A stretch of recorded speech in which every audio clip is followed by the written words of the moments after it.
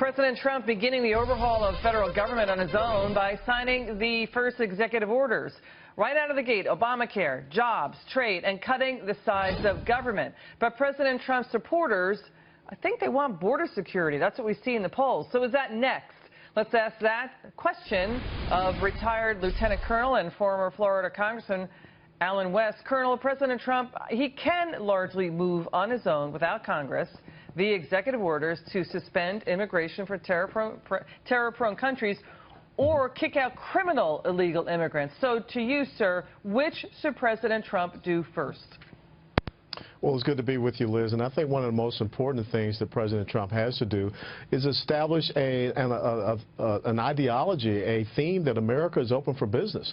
You know, we just came out of 8 years from an administration with someone who said that if you own a business, you didn't build that. Well, that's not what we want to have. We don't want to have policies that force businesses and corporations to leave America, the corporate inversions. We want them to come back here. We want them to bring those trillions of dollars back.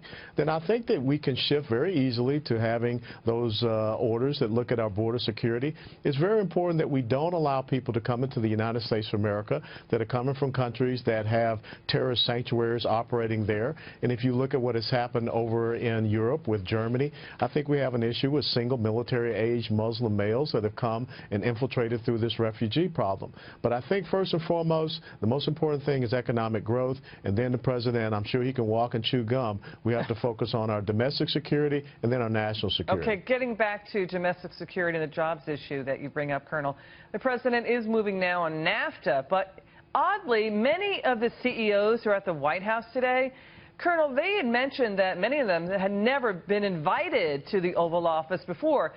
And what do you make of that? Well, it's very simple. Again, I go back to the previous 8 years where you had an administration that was not focused on the private sector. They were not focused on economic growth.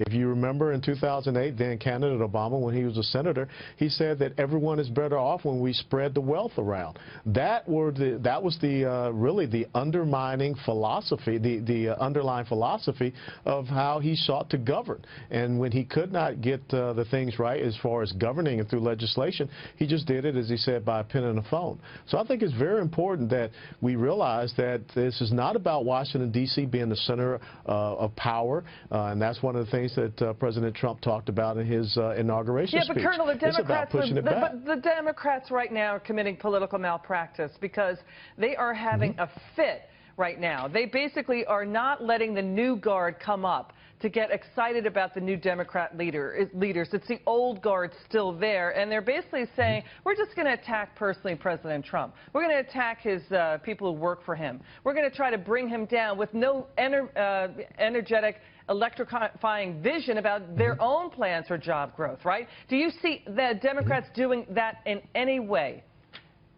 Well, look, that's the incredible delusion and the dangerous game that Chuck Schumer is playing, because if he is seen as an obstructionist to the economic growth policies of President Trump, as well as the national security policies, it's incredible that we don't have the Secretary of State that was in place, Attorney General, the head of the Department, the Director of National Intelligence.